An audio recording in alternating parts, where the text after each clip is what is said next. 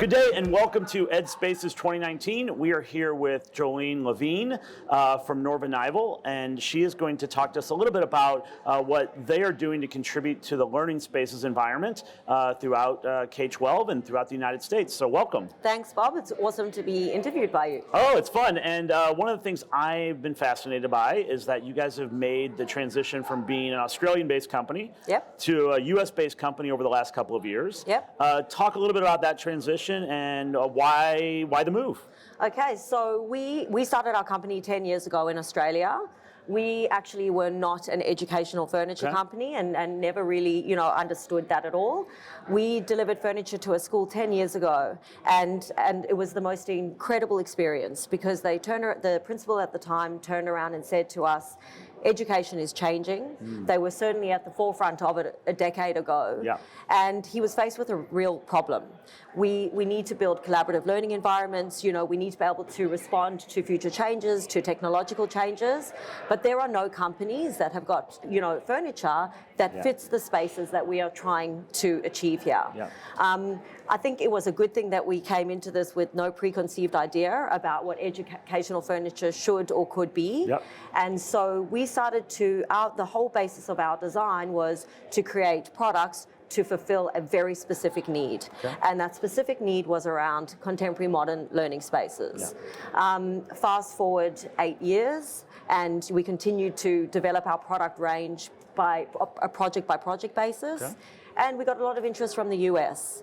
And so we felt that, it was good for us to be able to come here and see if we can impact learning spaces the way that we've done in Australia. Yeah, and certainly as I'm around the country, I recognize that Australia, New Zealand, the UK, probably a decade ahead in this conversation. And so what do you wish the conversation was like here that is happening back at home?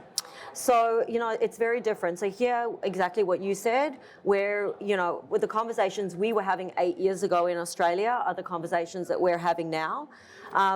One thing that, that I hope that we bring is confidence around change, because we've done it for so long there now. We've got the case studies. It is the norm in Australia and New Zealand, like you say, to build learning spaces like this, and it's not scary anymore. And so what we hope that we do as a company for American schools is really to be able to bring that confidence of you're not the only ones.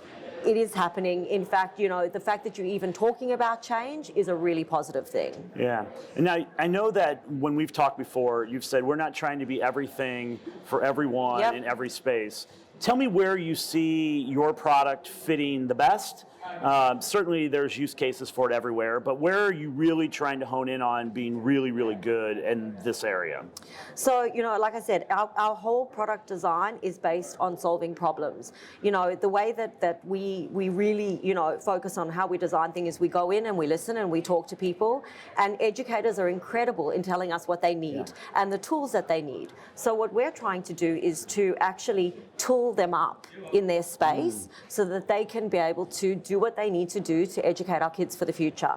Our furniture it can go anywhere in a school. We like to think that, we could be accessible to anybody, but there's a lot of thought that goes into our design. There's a lot of research that goes into our design. And so really, the people that can use it the best are the ones that have spent time with people like you, really already have done that pre-work around change and change management and what they're going to do.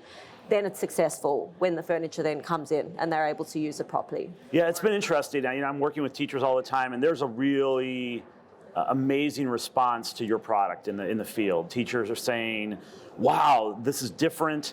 This is really helping me with a specific thing that I have going on. You have some new product that's here. I got a chance to see that yesterday. Talk a little bit about the problem that new product is trying to solve. So, one thing that we've been really fascinated by, and that's come up again and again with us, because we have got a completely different belief system. So you'll see some of the new product here is around sitting.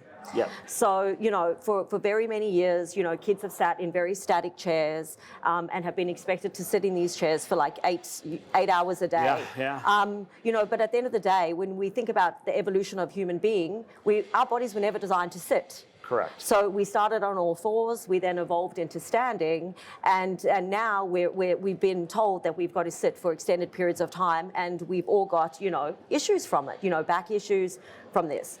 So what we're trying to do is focus on what is good sitting. We understand that we need to sit, but what is going to be good, healthy sitting for learners? Plus, we know that movement is, it's now, we now all know that movement is an extremely important part of learning. And so with our product, we try and make sure that we tackle all of those challenges. We do a lot of research around what is healthy sitting, and we're very honed in on this idea of active sitting and allowing kids to move, but move without distraction and sit in a really comfortable way that's ergonomic and, and suits different types of learners. The main outcome that we're trying to achieve always with our product is equitable learning spaces. And we talk a lot about it, and being who you are, so I'm preaching to the converted. But we're really trying to create learning environments where every child gets what they need inside the space, where kids don't have to be pulled out of the classroom, to be able to be facilitated in different ways, and to create learning spaces that change human behavior. Where a lot of people, Bob, will say to us, we do soft seating. Do kids stab the chairs inside your, learning environments? Right. And I always say to them, forget what you know about child behavior inside a traditional learning space. Yeah. When you give them something like this, behavior changes. Yes. And so that's really, the core of what we're trying to do is to help create, harmonious, ergonomic, future-focused learning environments. Yeah, I think that's fabulous, and I think that also we're already seeing folks look at your product and begin to say that's the right thing, and we're starting to see, and that's a compliment, I think, when people start to copy. Yep. And well, yes and no. yeah, right. And I wouldn't say copy, but I think it's flattering to say, like, yeah, we see value in what is there, and we want to provide that to our folks. As you're in schools, you still get a chance to be in schools. You guys are producing product in Texas. You're home in Texas now. You got the Aussie accent in Texas. Absolutely. But what are you seeing while you're in schools that is giving you hope that some of the tide is turning around this work and some of the conversations are changing? Look, I think that people want to change. Like, I don't think that any educator goes there and doesn't want to provide the very, very best for their students. And our conversation has changed a lot around this. We used to go into schools thinking that we were bringing, something amazing to them, and wondering why there was resistance to it. And and after 10 years of doing this, one thing I know about educators is nobody's more passionate about their space that they have carved out than what an educator is. So what we try and do is go in there, listen, create product that fulfills a need, and then to help them through that change process so that it's not scary, so that we're not going in and saying everything that you've done is wrong, but really we're going in to say everything that you want to do, we are going to help you guys do that by listening and then designing based on a need. Yeah, if you were going to give one piece of advice to other people here at EdSpaces around how to be a good partner, how to be more human-centered in your work, what advice would you be giving the folks here at EdSpaces around that? I just think, I love that you said human-centered, because that's what we are. A lot of my inspiration comes from my family and my children. I've got 4 of them who are, eldest only being 11 and getting educated here, in the States.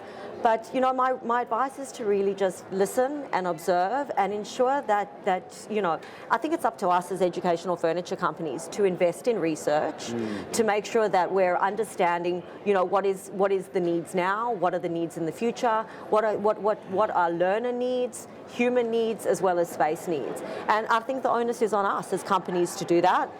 We've got 2 great research studies going on at the moment, and we hope to have results in the next few months that we will publish and make available to absolutely everybody, so that we're all making the right decisions. We have got a very big responsibility. We are dealing with children, so we need to make sure that we're really understanding what is going on and what is needed. Awesome. Well, thank you for being here. It's been great to have a conversation. Enjoy the rest of the show. Awesome. Thanks, Bob. Thanks. Cheers.